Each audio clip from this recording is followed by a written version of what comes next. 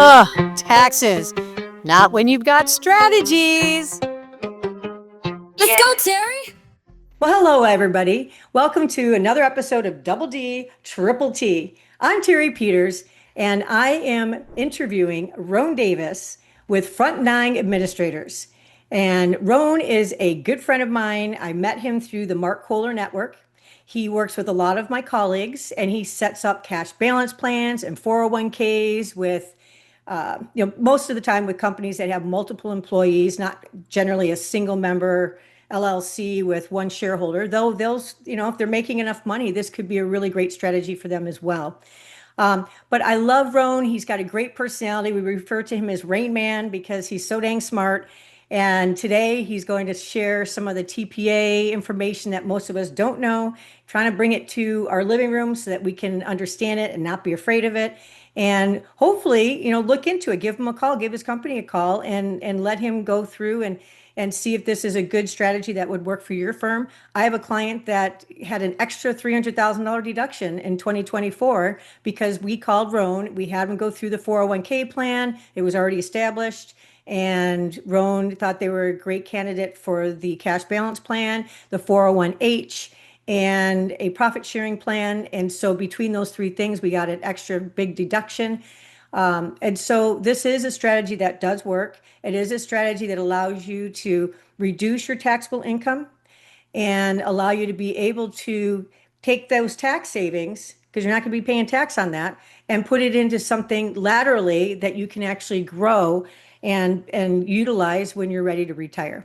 So with that said, I wanted to introduce you to Rone directly. Rone is from Indiana. And I am from Naples, Florida, off of the 75. So when you're from the Midwest and Indiana and Ohio and all that, you usually go down the west side of Florida, down towards Naples. And if you're in like New Jersey, New York, whatever, the East Coast side, they usually go down the 95 to Miami. So we have our own special connection with Indiana down here. And so I'm super excited to introduce you, Rone. And if you could just take a moment just to, we talked a little bit about your degrees, and then I got confused because there are so many letters I didn't know what the heck to say. So I decided I'll just let you introduce yourself. So, guys, I just want to say thank you for joining us today. And remember, like and subscribe, and really enjoy all the podcasts that I have on my Double D Triple T website. And actually, we just got a new website address so that it's easier. DoubleDTTT.me. Who knew you could do that? So ddttt.me. So with that said, Rone, welcome to another episode here. Thanks, Terry. Always appreciate trying to help, and really appreciate you allowing me to kind of express what we do, go through, because I'm obviously very passionate about kind of retirement plans and doing that. So always trying to help there whatever I can. So I appreciate it. Yeah, no problem. I mean, that's the whole point of this podcast is taking different situations, more complexity to them, and bringing it down and not watering it down, just bring it down to a level where the normal person can understand it. You don't need to impress us with all these big words and complexities. We know you're smart. Your nickname's Rain Man, for God's sakes. So just, bring it down to a point where we can understand it. I know that I've been in meetings with clients with you, and it was a pleasure. I didn't feel like I was a deer in the headlights, like, what is he talking about? I really felt like you not only explained it so that I understood it, but my clients felt comfortable with it and were willing to move forward and invest with you, or not really invest with you, but invest in what you provide for us so that we can have those savings and invest that the way our clients want to invest. Yeah, and that's an important distinction we're going to talk about a little bit later is like what is the role of a TPA versus an investment advisor and a record keeper. So we're going to talk about some of those different things. That's great. And you're 100% correct. Pretty much Indiana, Ohio, we shoot straight down on your side, and then you get to the New York and everything else, and they're on the other side of Florida there. So it's always a common funny thing that pretty much almost anybody in Indiana, Ohio, yep, we end up in Florida pretty much at some point in time during the winter to escape the brutal cold. So And we see you, and we appreciate you guys coming down here because we live for season. yeah. So yeah, I'll kind of give to your point a little bit of my background, things along those lines. Pretty much lived in Indiana my whole life. So when my wife and I got married about 14 years ago, I moved to the Indianapolis area. Used to live up in Fort Wayne, which is just a couple hours north. We're technically in one of the suburbs of Indianapolis, but pretty much no one lives in Indianapolis anymore. We're all kind of along the outside, and of course, it's continuing to expand like most large cities are there. So it's my wife. We've got our two Bernedoodles who, of course, love the winter, and I can't get them to stay in a warm weather all the time because they're long hair, and as it relates to that, they're there. So, but yeah, a little bit of my background. I've actually been in this industry for about 23 years now. So in terms of kind of that smorgasbord of designations there, I've got my charter life underwriter, charter financial consultant, my master's of financial services, my accredited investment fiduciary, my certified financial planner, my charter advisor in philanthropy, my accredited estate planner, and some other stuff. All right, I got to six. And so you're saying you have two hands of designations. I have more letters after my name at this point than I do in my name. The only additional one is technically they did offer a PhD in my industry for a while, but my wife basically said, "Yeah, if you're not MD, I'm not calling you doctor, and you're a fake doctor. So no, don't even go down that route." Well, at least she's got some common sense with that. No, actually, you're a doctor, the PhD. So I guess philosophy, a doctor in philosophy, isn't that what that is? Yeah. Who knew those philosophy majors could actually be a doctor with that? I thought that was just all the partiers at in Boulder in Colorado. And then they went to law school. So let me just kind of get started with our interview. I wanted to ask if you can share your journey and what led you to start Front Nine. Yeah. So, kind of got into this a little bit, I will say, different than most, but similar. So, some of my initial background was starting off on the wealth management side. So, when I kind of came out of college, things along those lines, started off on that wealth management. Well, again, there's this big difference between kind of wealth management and investing, and then you get to the retirement plan side. Well, in this wealth management journey, I started doing a lot of work with retirement plans. I found it is a really, really good niche to work with a lot of business owners and find different ways to help save on the tax side.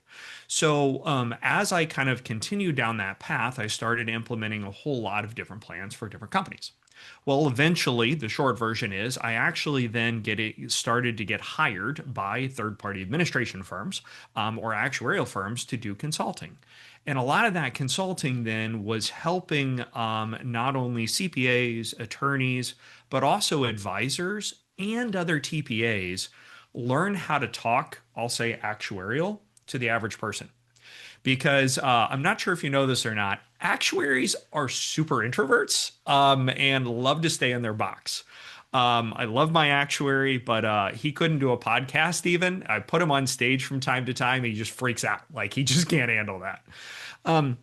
So what I really noticed was there was this massive gap in the industry to help translate, so to speak, a lot of that information. So when it got to a point that we just decided to start our own, of course, like most businesses, hey, I found a gap. I think we can really make it here. So I pulled in my favorite actuary, Zach, and basically my wife owns the company, FrontNine Administration, Cindy Davis. I'm just the lackey sales guy for all intents and purposes. So we started FrontNine Administration. So as opposed to doing consulting for other firms, like all business owners were like, hey, I think we got a good idea here. Let's start our own. So we basically started the firm back in 2020. So kind of a funny story as it related to how we got started. Because technically when we got ready to start FrontNine Administration from scratch, if you will, away from the consulting and everything else we were doing, we were building a new house and our house was getting ready to be built and we were really close on timing as it relates to the house being done and like this gap of selling our old house. So I thought it'd be a great idea to save money to move into my mother-in-law's basement for 2 months. Well, COVID happened. So we literally then, not only did the house not get built, we got delayed and we're trying to start this company from my mother-in-law's basement for 5 months during COVID while we were getting up and running. Luckily, no one killed each other. We all survived. We all made it out. The house got built. Couldn't move in there fast enough. But then since then, we've obviously been working with a lot of different folks like yourself, kind of, I won't even say spreading the word. Cash balance plans, people act like these haven't been around for a while, but the law has changed drastically many, many years ago. So when we kind of took off, and then since then, we've obviously been working with a lot of the other groups, integrated with a lot of the Kohler CPAs and EAs like you that basically know the tax world very well and are trying to help their clients. So that's kind of that's 22 years and, well, I won't say a short segment, but that's how we got where we are today. Well, so you truly are a business that started in the basement. We are. We So absolutely you'll end are. up being the next Google or something like that, or Amazon or whatever, however, any of those kind of, well, Apple, I mean, but Yeah, that's, yeah. see, so you have really good incentive to really, make it big and serve as many people as you can. Well, you're easy to deal with because, all right, I'm an accountant. I am not your typical accountant. I always tell people I'm a cross between Mark Kohler, Rodney Dangerfield, rolled up into a woman named Terri Peters. And so, I got the brains, I've got the vivacious, animated personality. I love to talk and, I use my hands and I do swear sometimes. So, that's the Rodney Dangerfield side.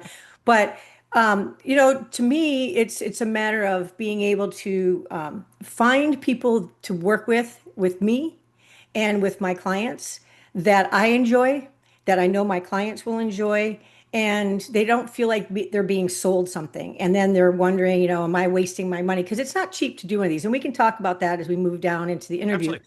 But I love the approach that you have and the gift that you do have, because that's Mark Kohler's gift. He can take complex subjects and make it easy to understand. And I think that is an amazing part. And that's part of the reason why I took his certification course and why I'm friends with him now. I mean, I just love listening to him. We do our trainings every week, like 2 or 3 times a week.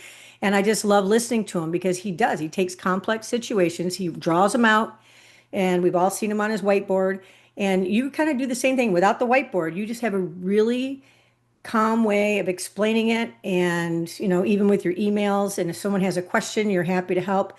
So you just keep doing what you're doing because it's a service that, I'm seeing the fruits of it with my clients. And I'm just thrilled to be able to share this with all the people in my podcast. So, for listeners who do not know, what does a third party administrator actually do? And that's the TPA that he's talking about. Yeah, and it's a great question because a lot of people really don't know what we do. And so, what a third party administrator, i.e., TPA, does, all right? The oversimplified version, they help a company run their retirement plan. Now, with that, what that really means is they basically are sitting behind the scenes. Again, we're not investment advisors. We're not record keepers. What we're really doing is we're the outside framework of the retirement plan. So we draft and deal with the actual plan documents. So far too often, most people say, well, I want a 401k. And they're like, great. And then they get this 140-page document that basically has all these check boxes. And they have no idea what any of it is. Well, we're the nerds behind the scenes that are actually selecting those check boxes. But the key to doing a really good retirement plan is not just skipping over the check boxes, because there's actually an art, so to speak, in the way that all of that is designed. So what we're doing behind the scenes is, as opposed to just the check boxes, we're drafting the documents.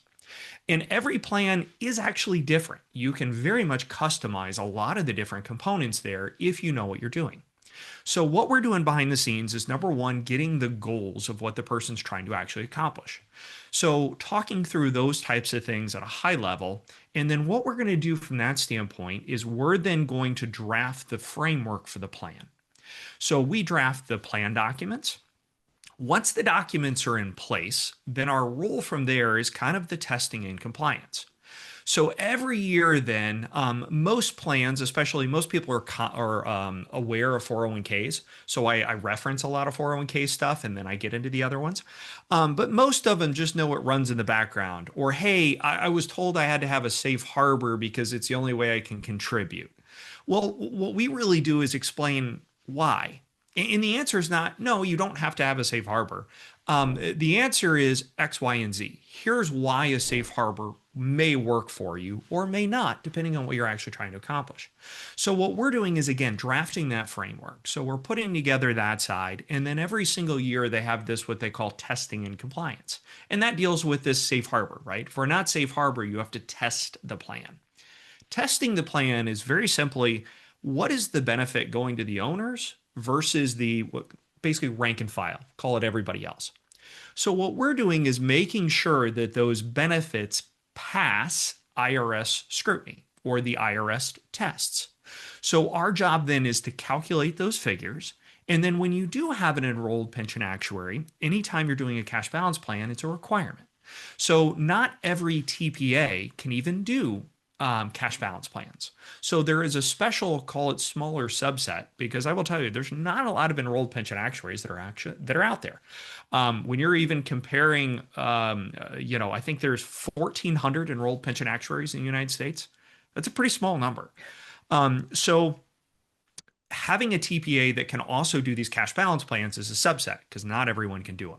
So then with that testing and compliance, one of the things that's required on a cash balance plan or a pension for all intents and purposes is an enrolled pension actuary. We obviously have one. So what we're doing is we're then testing the plan, we're updating the documents, and we're calculating the numbers. We're then giving the client the numbers on how much they can fund. It's then that kind of is where we stop, right? So we run the numbers, we do the testing, we do the compliance. Then once the basically calculations are done, you invest the money wherever you want. So if you want to do, good old fashioned stock, bond, things along those lines, but we're actually not dictating that. There are some things, of course, anytime you're dealing with qualified money, you got to be cautious of if you're self-directing as it relates to non-traditional assets, real estate things, there's prohibited transactions. So we're also trying to make sure that our clients don't do anything silly or make any mistakes from that standpoint. But the TPA's role is actually the testing, the compliance, and making sure the plan runs correctly. So far too often, really, we're number one. The investments should be like number 2 or number 3 on the list. So having a really good TPA and being able to actually have those conversations. And we also say, don't assume your investment advisor knows this stuff. Because most of the time they don't. They'll know it from a high level. But when we're getting into the weeds with cross-tested plans and all the stuff that we're talking about, make sure you're talking to your TPA directly. Because if you leave that part of the equation out, a lot of times something can get lost in translation or not clarified correctly or miss a deadline. So that's what a TPA basically does. Yeah, that's actually fascinating. I've always heard that, the TPA, but I never really spoke to a TPA. So it's nice to actually have someone who's nice and it makes things simple to understand. One of the things I was thinking about, I wanted to talk about with the interview questions is just making retirement plans simple. So can you break down the key differences between a 401k, a cash balance plan, and a profit sharing plan? And might as well put in the 401h since I've seen that, and who each one is best for. Great question. Everyone, and this is the most important thing, that last part is kind of like one of the most important questions is who is it best for, right? Mm-hmm. So anytime you're designing a retirement plan, you really need to basically look at what the goals are. And then as opposed to saying, I need a 401k, I need a profit sharing, I need a cash balance. The first question should be, what are you trying to accomplish? Then it should be, okay, here are the different tools that we can use to accomplish your goals. Because a 401k, profit sharing, and cash balance and even our 401h are all different tools of a retirement plan. So you almost want to think of it more as like a pyramid. At the very, very top of the pyramid is retirement plans. Then we get down to defined contribution and defined benefit. Those are kind of the next 2 tiers. Below defined contribution, number 1 is a 401k plan. So a 401k plan is, in general, a way for an employee to defer wages. So that's where they're going to take money out of their either W-2 or income subject to self-employment tax and defer that into a plan. Now, the IRS dictates defined contribution. The IRS dictates those limits. So in a 401k plan, every year you see they come out with a new number that says, hey, if you're, depending on how young you are, you can put in either 23,000, or if you're above 50, you got this catch up of another, 7,500, and now this super catch up. But what that basically is a deferral. Now, that then follows different rules in terms of when you can access it. It can then have a separate subset of traditional and or Roth, but that's what that bucket is. Now, the next bucket's profit sharing. So once we then move over to a profit sharing, the profit sharing in 401k normally run together. So while they are technically two different ways to contribute to a plan, they could actually be either two different plans or combined in the same plan. And that's very, very important to kind of understand those different nuances as we continue to build and design these. But a profit sharing plan at its heart is a way for a company to contribute. Again, we've moved away from an employee to contribute, that's what a 401k is, to employer contributions. And a profit sharing plan is a way for an employer to contribute to an employee's benefit. And they can contribute up to generally 25% of whatever their wages are. That's the generic rule of thumb. All these things get into some details and change. So always everything I say kind of has a little exception asterisk to it. But that's really what a profit sharing is. Now, a profit sharing, though, has to be tested. All plans have to be tested. So we have to, again, calculate the benefits of what's being done for each employer. When we then flip, we get out of this defined contribution world because the IRS is defining how much can go into a defined contribution plan. And no matter what, it's capped at 70,000. So between the deferrals and anything a company wants to do, it's capped at about 70 grand. Now, for most people, that may be enough. Some business owners now say, well, I want to do more for myself. So I want to start focusing on myself. At that point in time, we start moving over to the other side of the equation, to the defined benefit world. Now, defined benefit at its heart is a pension. That's what it is. But the rules changed drastically with the 2006-2008 Pension Protection Act. Because your old pensions were, hey, I got Billy and I'm going to pay him, 50 grand a month or 50 grand a year for life once he turns age 65. Those entirely changed with 2006-2008. And I'm not going to get into that a whole lot right now and explaining. We can always talk about it later. I'll talk about retirement plans till I'm blue in the face. But the defined benefit plan, now mostly what we do is cash balance plan, which basically means at age 65 or normal retirement age, it's a lump sum payout. So we're going to fund this plan on an annual basis, and it is an actuarial calculation. It's done off a pension, right? So we're trying to provide a benefit. But at the end of the day, it's a bucket of money that's going to be then basically contributed during the time and then rolled out to an IRA once we reach that retirement age. So it makes it actually a lot simple because it's just a lump sum. I don't have to worry about a payment for life. At the end of the day, we're going to shut down the plan and the money's going to end up in an IRA. So it makes that longevity a lot better. Then we have this other caveat of addendum that we put to the cash balance on the defined benefit side called a 401h, which is one of the ones we use. The 401h is a post-retirement medical reimbursement. So the way I kind of describe that, it's like an HSA plus, a health savings account. So the company's going to be putting contributions into this bucket, but it doesn't matter the other type of insurance you have. But then starting at age 62 and 5 years of participation, you can then start getting reimbursed for medical expenses out of this bucket. And if it's used for medical, it comes out 100% tax-free. So you get the contributions going in that are deductible at the company level. They continue to grow tax deferred. And if it's used for medical, it comes out 100% tax-free. It's one of the few tax trifectas, so to speak, that exist in the tax code. So what we're doing from the actuarial and from the admin side is we're building all these different components. So when someone comes to us and says, hey, I need a 401k, to your question, well, why? What are you trying to do? Maybe you want a 401k. Maybe you want a profit sharing. Maybe you just need a defined benefit. Maybe you want a 401h. So, who's it best for depends on really what you're trying to accomplish.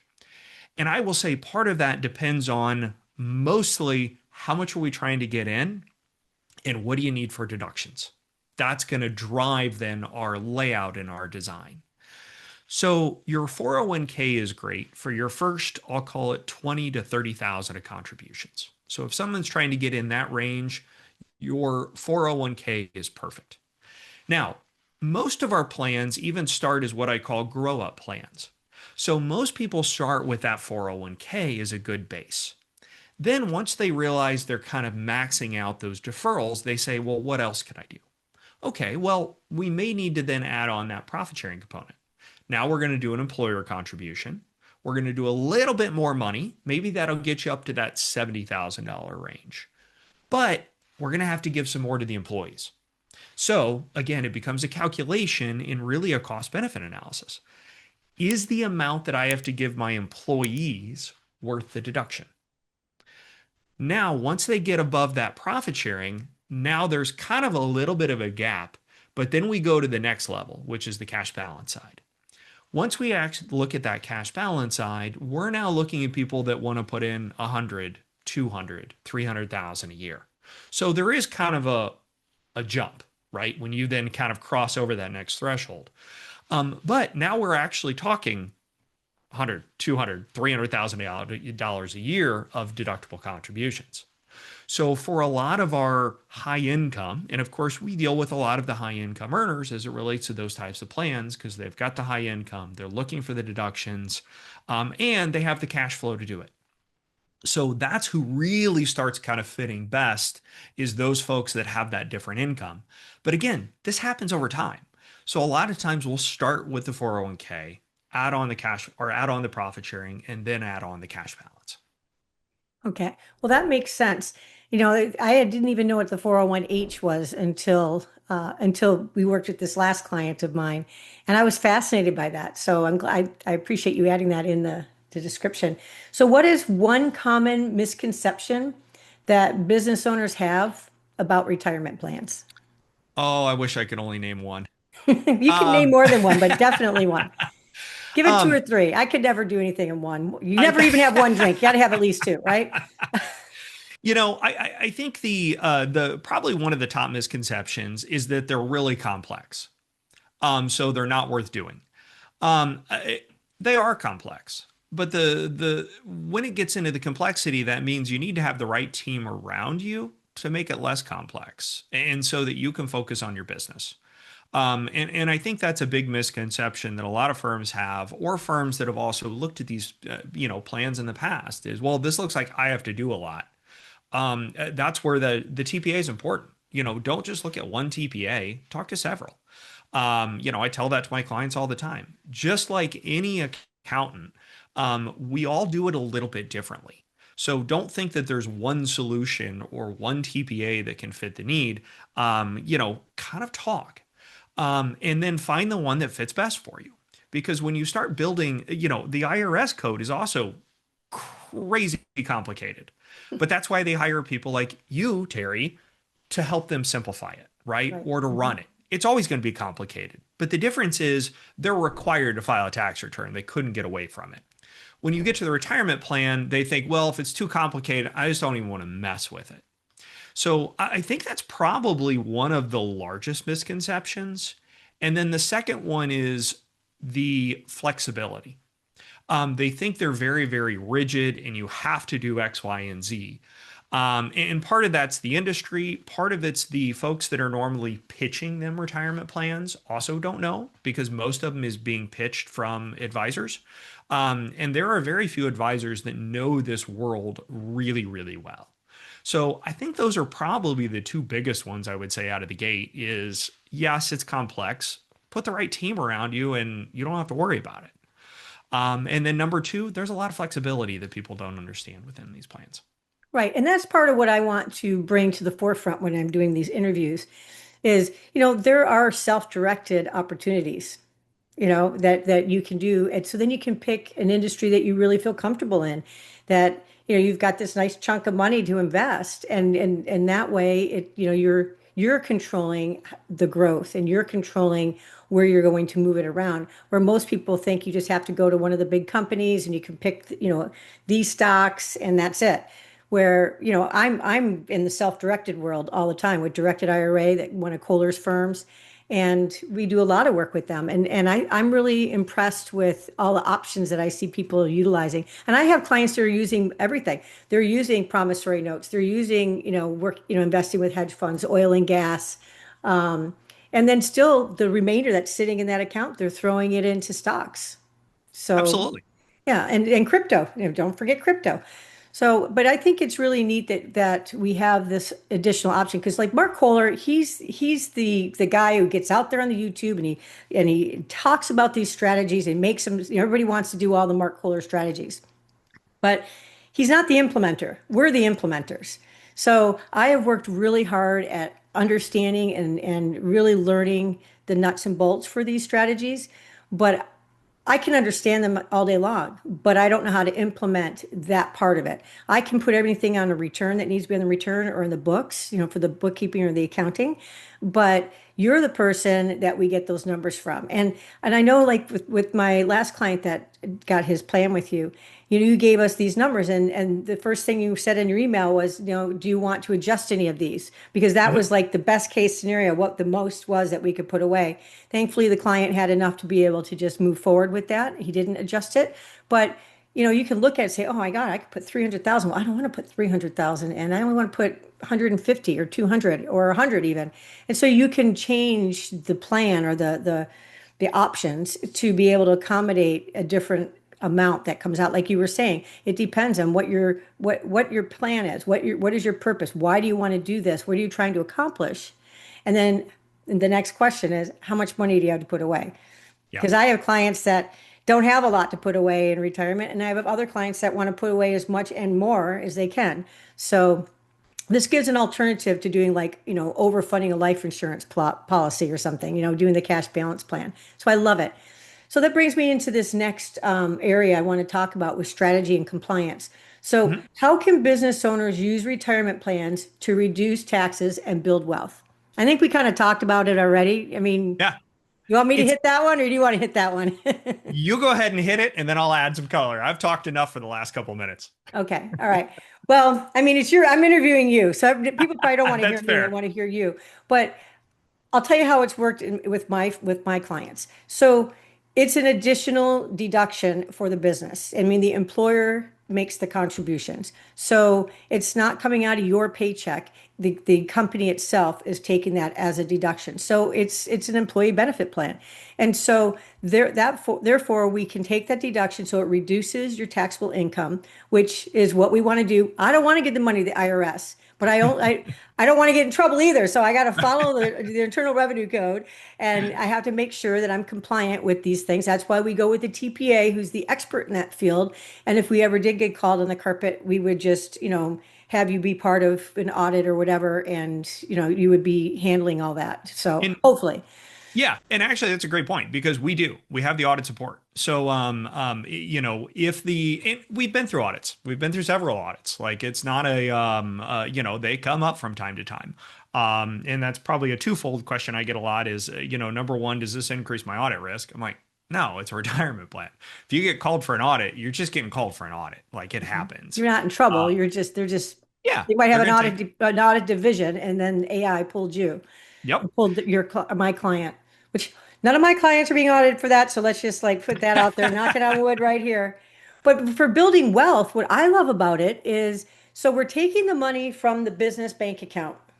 We're not sending it to Uncle Sam for taxes because it's a tax deduction. So now we're laterally moving it over and we're investing it. And that can be, that's not what you're doing. That's what my clients are doing. Mhm. But if you listen to my other podcasts, you're going to learn about, opportunities in oil and gas, and opportunities with promissory notes, and opportunities with hedge funds.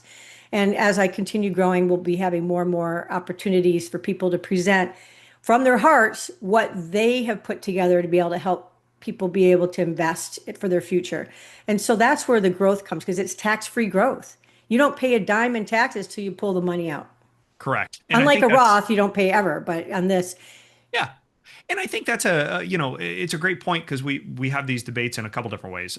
This is a great way to supercharge your retirement. I mean, most of the people that are also coming to us, again, they're looking for ways to reduce their taxes and they're tired of buying vehicles at the end of the year or buying assets. Or buying other, not necessarily depreciating things, but a lot of that stuff is, hey, how do I just get a big bang for my buck? And so this actually is a dollar for dollar going straight to your retirement bucket, and it's a dollar for dollar reduction. So there's no anything, there's no loss there, so to speak. And it's a great way to supercharge your wealth. A lot of what we're trying to do here is increase wealth. And the other benefit that I think is very, very important, but sometimes gets lost, is creditor protection. These assets, retirement plans, have the highest level of creditor protection of almost anything out there. Because the money that goes into a retirement plan isn't in a corporate account, it's actually in a retirement trust, and that's an ERISA, a trust.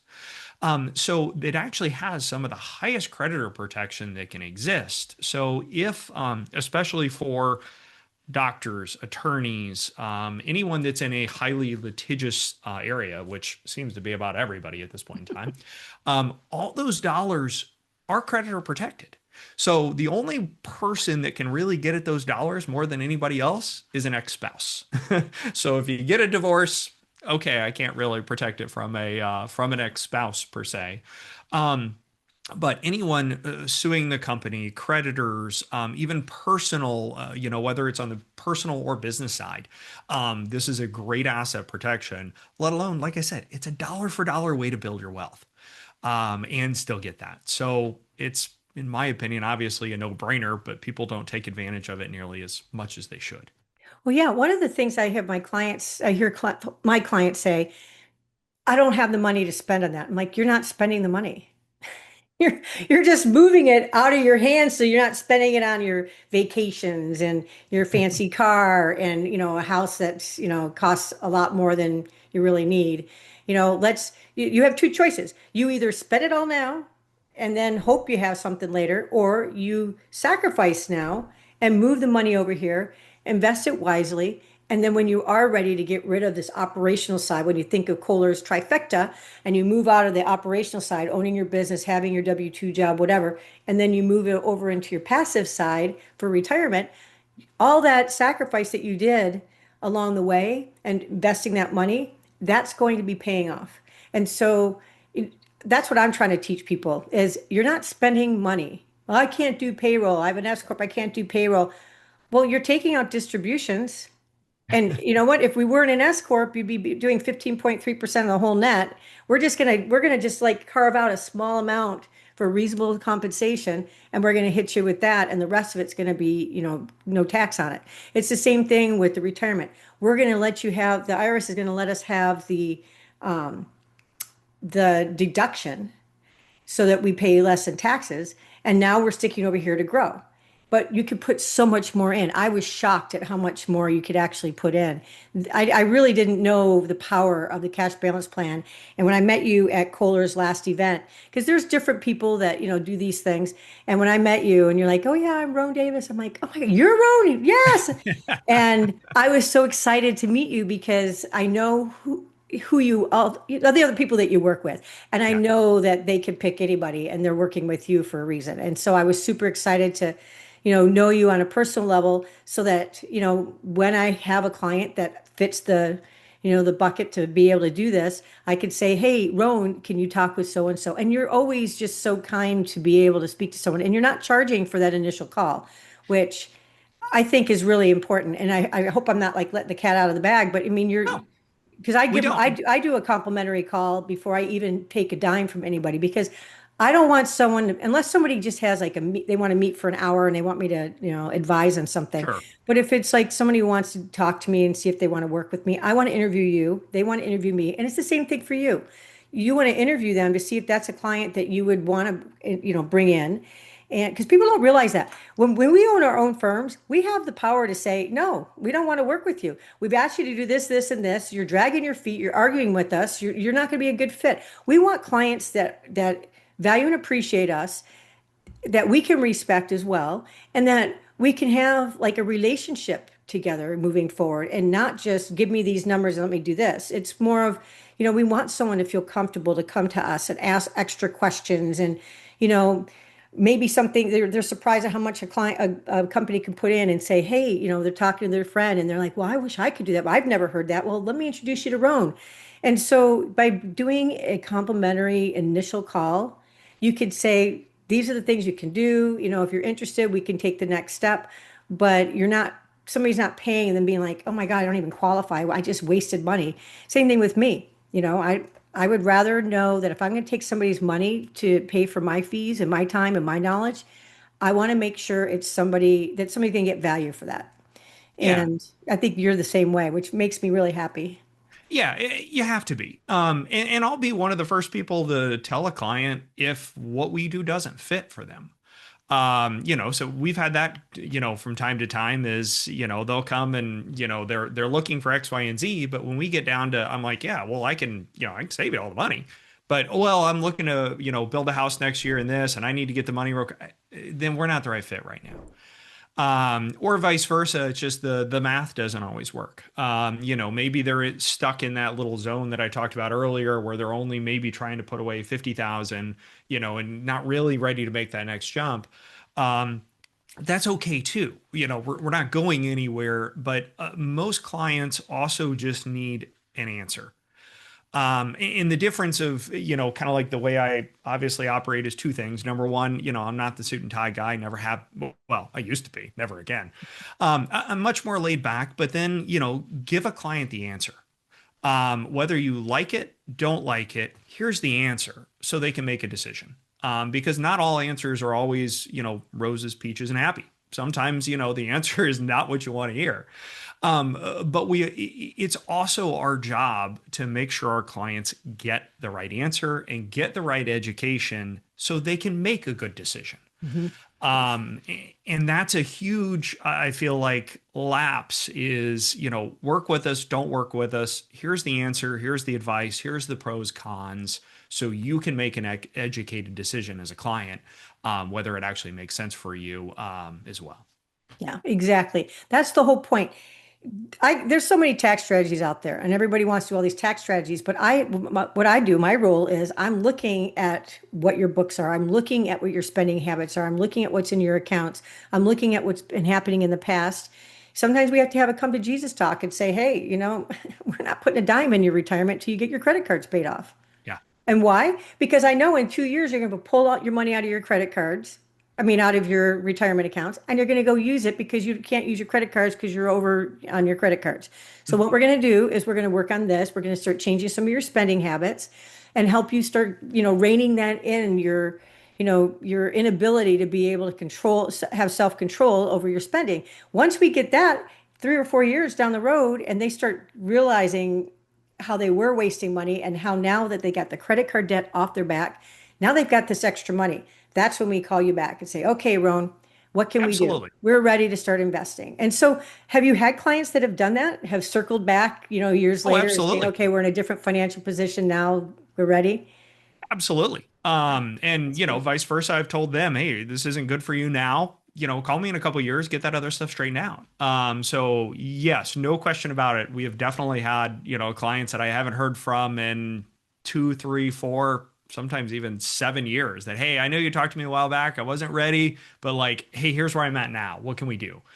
And I think the important part there, and I think that where we're fortunate is also then spending that time on that initial, right? So you get the initial, you build the trust. I didn't bill them for something that I couldn't help them with, right? I want to actually provide value. To your point, we're not cheap because we're value, right? So, but I spent that time to get them the education, to tell them, hey, this is what you should be doing and what you should be focusing on. And they appreciate it. They remember it. And then years later, they come back and they're a client. So it's not always, hey, you're not a client, now, but you very well could be in the future, and we're not going anywhere. So, let us know when you're ready. Yep, I've had to have that conversation with some of my small business owners, and it's a good feeling to be able to say now, if it's an investment, and if you're not comfortable with the investment, I'm not going to sit there and strong arm you and force you to do it. I'm not going to shame you. I'm going to stand beside you. I'm going to say, these are the things, these are the facts, and if you want to move forward, great, and if you don't, I understand. But I'm here. If things change, come back, give me a call. Absolutely. Let's see if I got a spot for you. So that's fantastic. So, Let's see. When does it make sense to add a cash balance plan on top of the 401k? Because generally you have to have the 401k, correct me if I'm wrong, you have to have the 401k first, and then the cash balance plan goes on top of it, or you can have a cash balance plan without a 401? I know you can have a Yeah, 401k without a cash balance, but can you have a cash balance without the 401k? you actually can. Oh, So, it normally doesn't go that way because most people, again, are kind of doing what I almost call that grow up plan, where they start with a 401k and then add on like a profit sharing and cash balance. But that being said, we actually do get a lot of clients that come to us and said, I've got nothing. Like I've never set up anything, or maybe they have a simple plan or a SEP or something along those lines. You can 100% jump directly into cash balance and potentially profit sharing for the employees. Matter of fact, you don't even have to have a 401k. Some companies, especially if they have a really, really high turnover force, they don't even want to mess with the 401k because there is more administrative work on a 401k. You've got to do the payrolls every single cycle. You got to make sure you're taking it out of the employee's check. And especially for some companies that maybe for smaller companies in general, depending on who's doing their payroll, if it's an in-house payroll person, they may not want to deal with that administrative nightmare. The nice thing with a profit sharing and a cash balance, in general, yes, you can fund it ongoing throughout the year, but generally we're calculating the numbers at the end of the year and they're writing one or two checks to fund it. So from that standpoint, it even makes that easier for them because they don't have to have the 401k. I do actually get that question a fair amount. It's like, I just don't want a 401k, so I've never looked at this. I'm like, well, then let's just not do a 401k. yeah, Um, that's news to me. I didn't know. So I think that's actually pretty amazing. Yeah, so we kind of design it based off what's there. Now, typically we can't take it away. So if they already have a 401k, the employees are used to it, they're running it, it's probably not that big of a deal. We would then bolt on, so to speak, the next.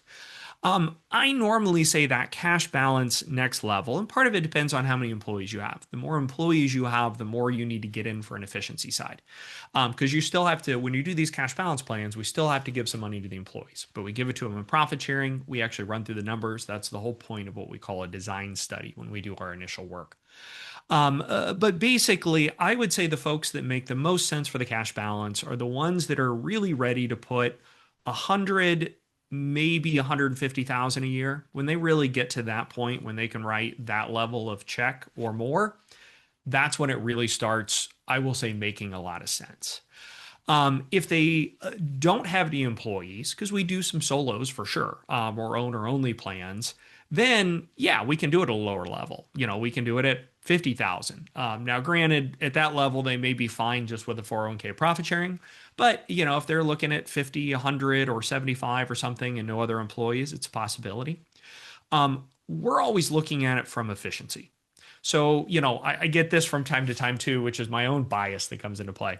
I'm always looking at the maximum amount to the owner and the minimum amount to the employees. We call that efficiency.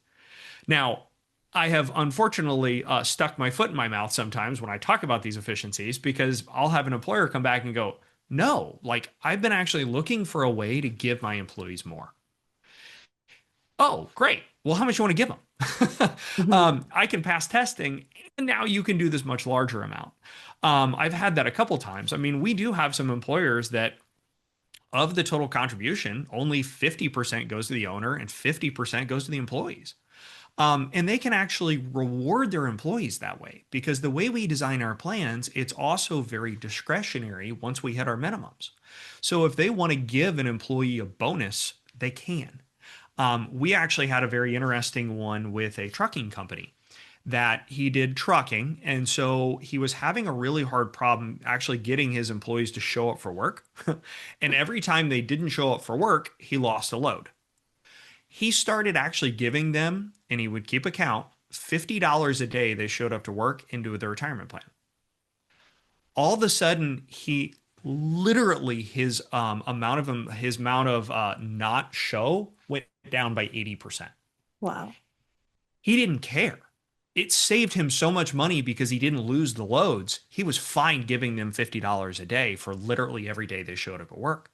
So it was a great way for us to design something that actually ended up being great for him because he saved so much money. He wanted to go ahead and do the cash balance plan anyway, and it gave extra incentive to those employees.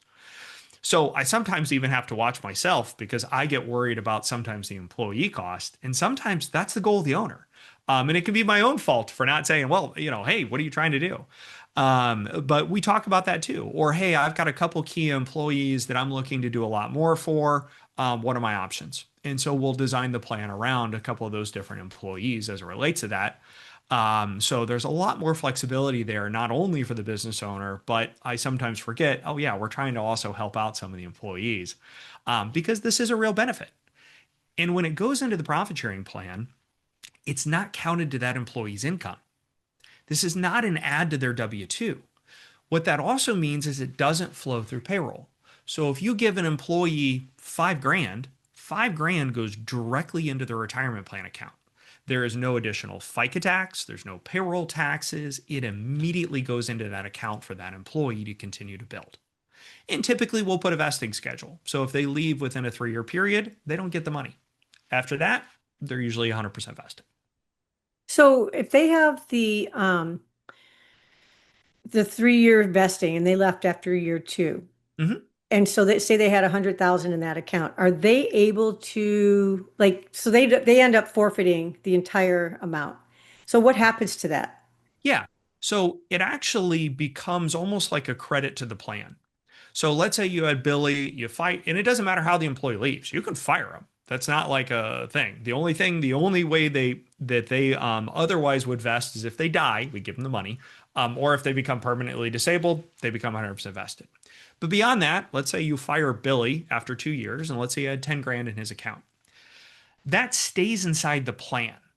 What we then do is we use that 10 grand to basically offset what I owe the employees next year. Okay. So it's kind of like a credit. Like a Is prepayment? the Yeah, it's the easiest way to think about it. It really gets reallocated, and there's a couple other quirky things we do behind the scenes. But the easiest way to think about it is, okay, if you owe the employees 20 grand next year, you already have a credit of 10.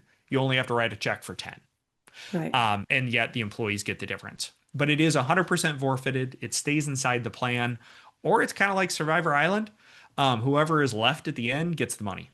Oh, I like that. Especially if you're the owner. Absolutely. That's pretty interesting. I love that. So, what is one compliance pitfall that you see often, and how can business owners avoid it? Not telling us what's going on with the company. I won't even call it quote a compliance pitfall, but it's probably one of the largest ones that's going on. Something's going south, something's changing in the business, or they get ready to sell the company and they're not talking to us. So I think the number one kind of problem is there's a lot of flexibility with these plans, but we have to know what's going on. So don't come to us late. Keep your TPA in the loop of what's going on with your business so that we can address concerns, we can handle things. There's all kinds of different flexibility inside here. But if we find out too late, sometimes there's not much we can do. So I think the largest is understand at least the basics, or at least have a general idea of, if I know these things are going on with my business, I need to make a call. My business isn't doing well. I'm looking to sell my business.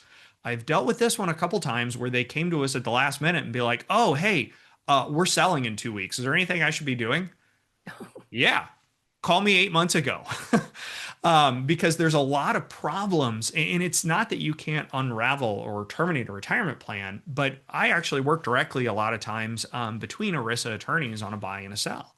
That's a good thing for your business. But there's notifications, there's other pitfalls that we can't just turn it off one day.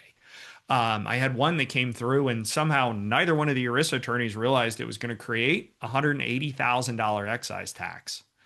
They weren't real happy about that.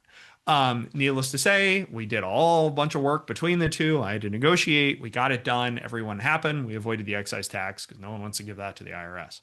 No, yeah. So that's probably the biggest, is to talk with your TPA and know the key changes of what you think they should be aware of. And then be able to address those ahead of time. Yeah. Well, that's great. I'm glad that you're able to, work with the attorneys when they're doing the buy sells so that you can make sure that they're aware of, because I mean, attorneys are attorneys, they're in court, but they don't know everything. They may think they know everything, but they don't. They do a lot of research and they depend on people like you and people like me.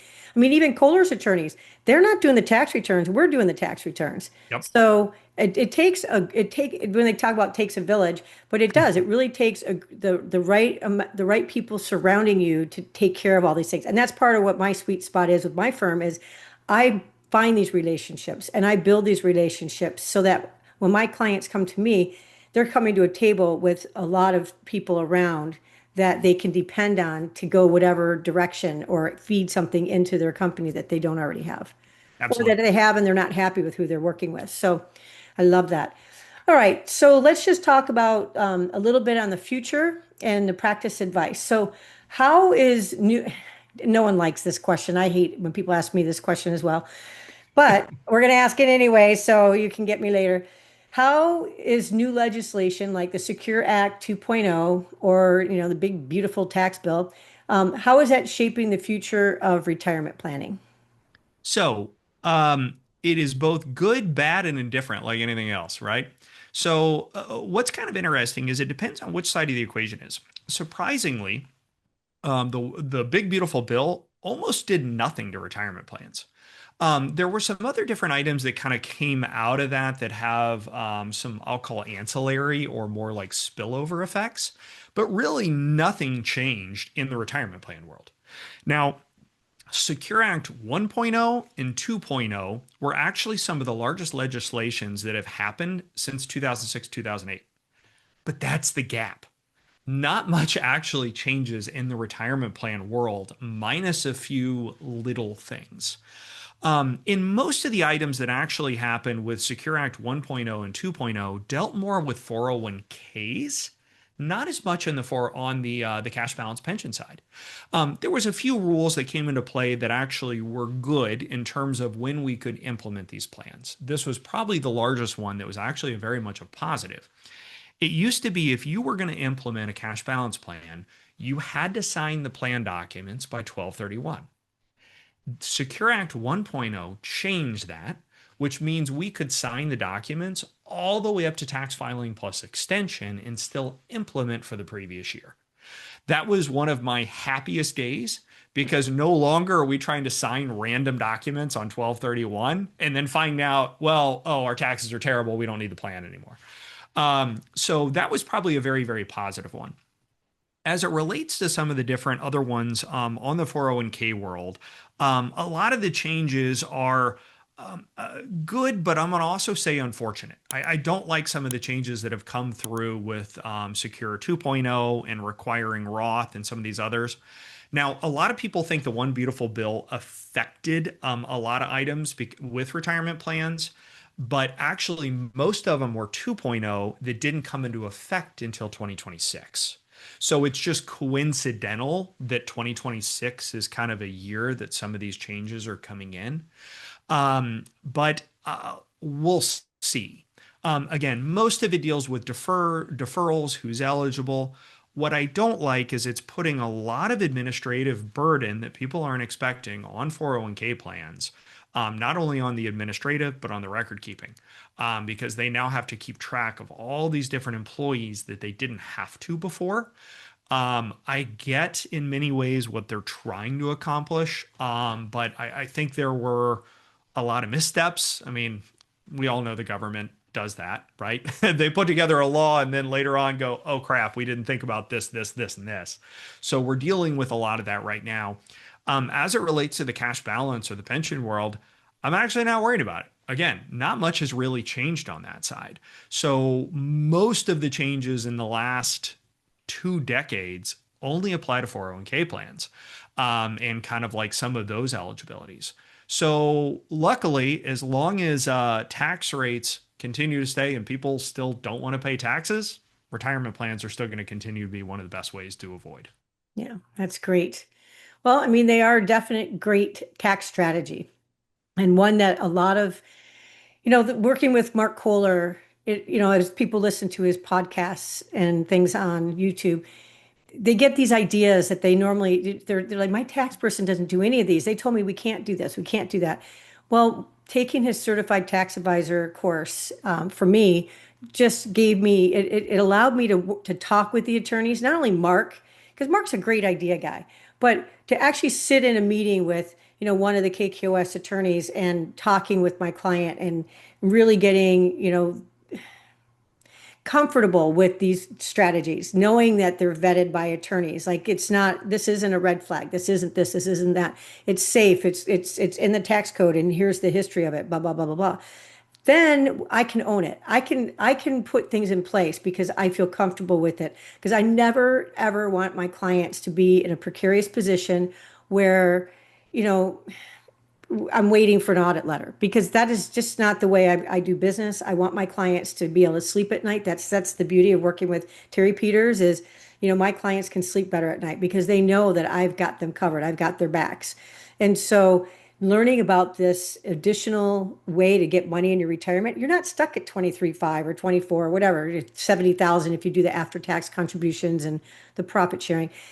I think this is a hidden gem. And I'm just so delighted that we're having this interview because you guys, all you guys listening to this is doable. And you can set up an appointment with Rone and let him look at your 401k. My client came with a 401k plan from someplace else. And it was a PEO. So it was like, a tax service that actually, had this as part of their plan that they offered their customers or their clients.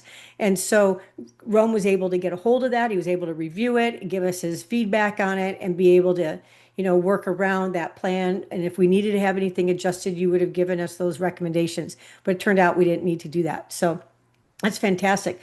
So for a business owner just starting to think about offering a retirement plan, what's the very first step that you recommend?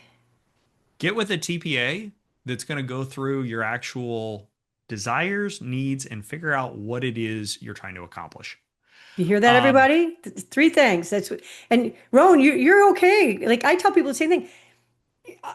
Shop around. Absolutely. There's other tax professionals that have been trained with Mark Kohler. Go onto his network and interview a few. If I fit your thing and if you feel comfortable with me, great. But if not, there's other people. And same thing with you. You've got a specific personality and specific things that you do, and some TPAs may do things differently, and you were saying earlier. Absolutely. And but the number one thing you're saying is when you're ready to do a retirement plan, whether it's a cash balance or just a 401k, we should go to you and just kind of at least pick your brain and get a good solid foundation of what we want to ask, what we want to look for. I always say, I already did all the work for you guys. You don't have to go to, try 5 different people. Just go with the guy I'm telling you right here, Roan. But if you want to have 2 or 3 people to compare, that's fine. But I'm only going to work with people that fit like what I'm looking for with my clients. So the clients that I have are probably going to be perfectly happy going with who I recommend. Yeah, it's very important to kind of understand that and to know what questions to ask. I mean, that's one of the things that comes up a lot of times as it relates to that is I don't even know what I should be asking.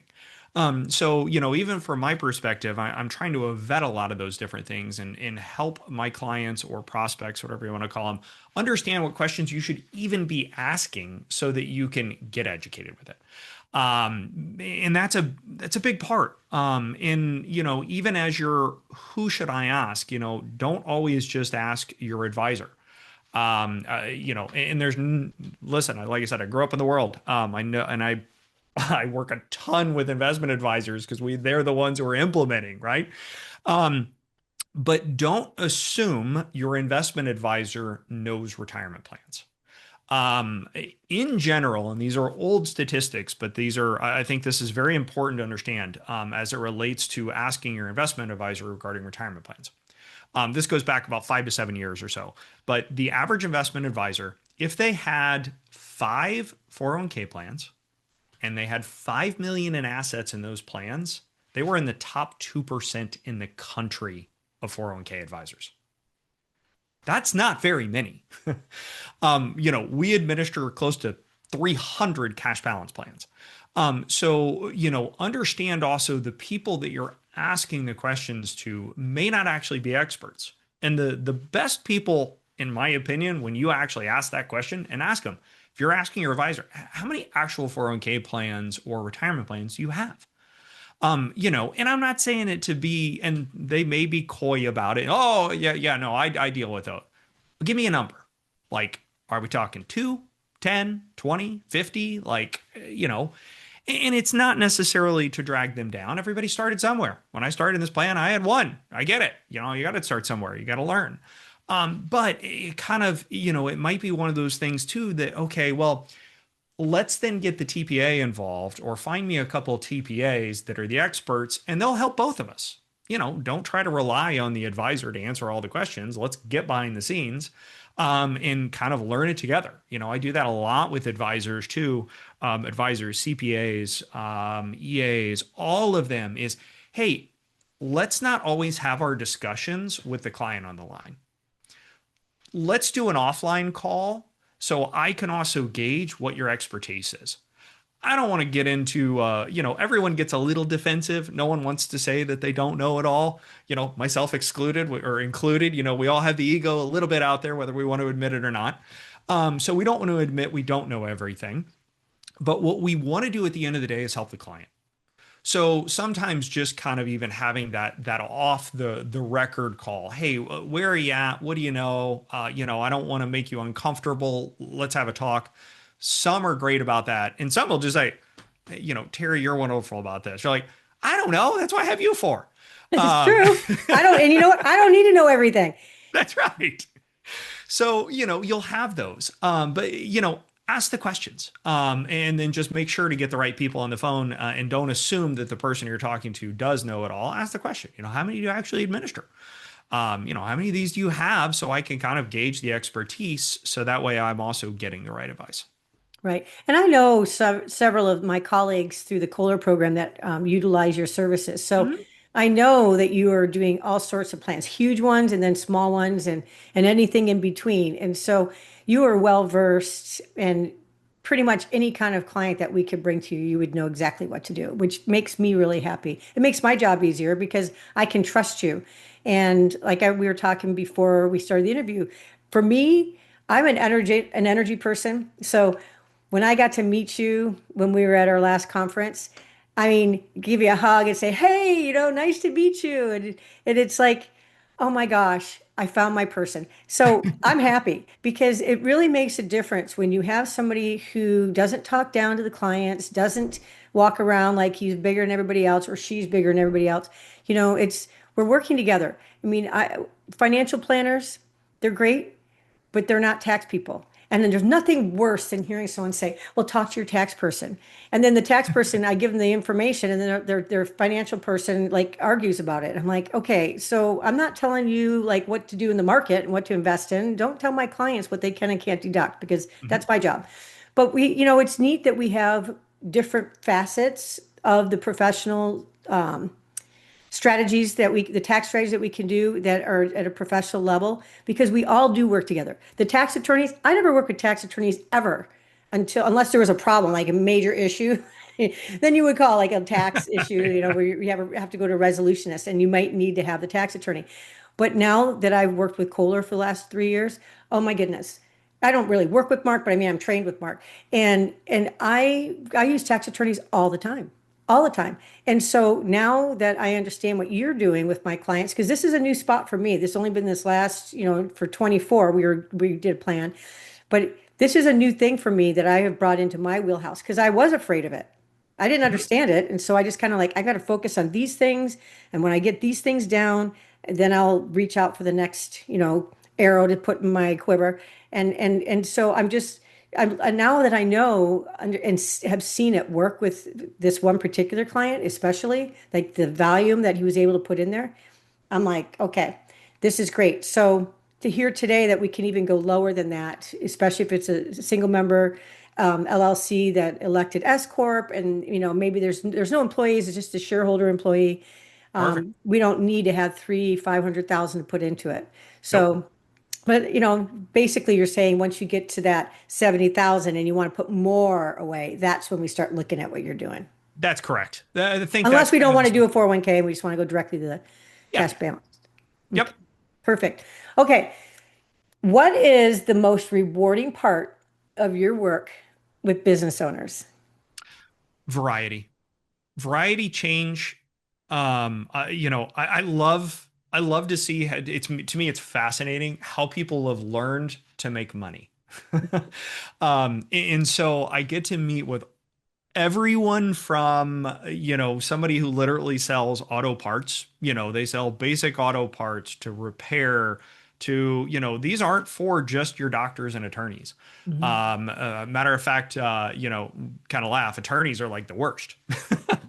They're my least favorite client. I'll put maybe doctors second. No discouraging there, but they think they know it all. But the variety of folks I get to work with. It's fun. It's enjoyable. Um, I love 95% of my clients. Um, and so to me, that's some of the most rewarding, and I'm making a real impact. Mhm. It is a service, it is a value, it has a real impact on their wealth. Yeah, yeah, peace of Um, mind. You can't put a price tag on peace of mind. And yeah, I'm helping them with their taxes and we're strategizing going forward. And then their financial advisors helping them with what they're going to do in 5 years and 10 years and 20 years, whatever. But you're the guy who's telling us what we can do right now so that we can get the money over here and get it working for us. Giving it a job. You're not giving it the job, but you're giving us what we're going to use and apply in that job. yep. And I love that. I mean, it's fascinating stuff. I mean, I don't even want to know what the actuary has to do, but I can't. But I am going to meet your actuary. I'm going to have to come up to Indiana, and Uh, unless they're remote and they're working somewhere else, I'll have to go he's find. actually in Florida. Oh, really? Yeah, he's in We'll have to Tampa. talk later. I'm going to have to go visit. I want to see how nerdy Yeah. your I will drag him to a conference at some point in time. I just have to trick him to get there. Uh, well, introduce it to me. He'll be more that's comfortable. right. I'm pretty good at hanging out with people and making them feel comfortable. All right. I like to end each show with a few fun little this or that style questions. So Sure. you don't have to think really hard. I'm not going to ask you boxers or briefs. It's not going to be one of my questions, even though I always want to ask that. So I just joke about it. But here we go. Coffee or tea? Coffee. Early bird or night owl? Ooh, I'm really kind of stuck in the middle. Like, I would love to get up at like 9 and go to bed at 9. So put me right in the middle there. Now, do you get up at 9 and go to bed at 9? No. Okay. I'm usually up by about 6:15, and then I do like to be in bed by 10. Yeah, So that's my goal. that's good. Okay. One book or podcast that has shaped your perspective on money. It's kind of interesting. For all the stuff that I've read, I'm very much split because I either read textbook, IRS code, whatever, as it relates to that, or I just read pure fantasy. So I don't know. I don't have a great answer there. Okay, you don't Uh, have to have a good answer. I just thought if there's something like came to mind that you could be like, oh, yeah, absolutely. That book changed my life or whatever. I wish I Which did. which tax which tax instructions changed your life? I'm just joking. If anyone's actually read through an entire booklet for like the instructions for a tax form, oh, it's not fun. No. Okay, favorite way to recharge after a long day? Walk with the dogs and my wife. Oh, and do you hold hands? No, she doesn't like to be that close to me. Oh. So At least you know the that's right. boundary. That's right. And we have two, like, our Bernedoodles are like 90 to 110 pounds. So we have a pretty good grip on them. Oh, you each But have yeah, your own. we do. We each take the dogs, and we love to do like hikes and walks. And so that's probably the best way for me to unwind and get away from it all. So who's your dog, Poe or Ray? Oh, Oh, and Ray's your wife. Cindy gets yep. Cindy gets Ray. Yep. Which, Son, Cindy, Sonny, Ray. That's the way Terry's brain goes. So one piece of money advice you'd give your younger self. Continue to save more, whether you think you have the money or not. Start somewhere and slowly keep increasing it until it hurts. And then that's when you're almost on track, and then do more. Oh, gosh. Great advice, hard to do, but especially with online shopping, it's really easy to, I mean, I found myself the other day, I'm going to India for a month and I was sitting there like doing something like, oh my gosh, I have to order something, this certain thing for my, like, it's called Fly Kit. I don't have it handy to grab, but it's to help with jet lag. I'm like, oh, so you go online and you order it. Next thing you know, it's like, something's at the door. And that's $100 I could have just put in my savings account or my Roth account. But anyway, I am just so excited that you took the time to go over all these little great tidbits for my clients and for anybody else who's listening.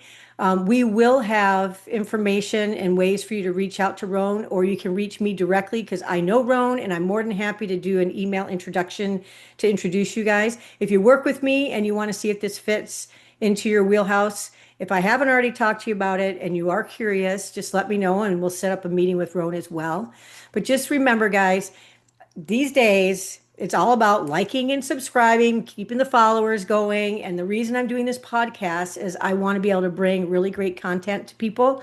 I want to introduce you to people like Rone who start businesses because their heart says, I want to do something to help other people. And I want to do it differently than everybody else so that people can make, good decisions, wise decisions based on information that we provide them. And so if this is something that intrigues you, feel free to reach out and have a great day. And thank you so much for joining us. Remember, double D, triple T, Terri Peters and Rone Davis. Have a great day. Playing smart with Terry, never tax the same. Money in my pocket.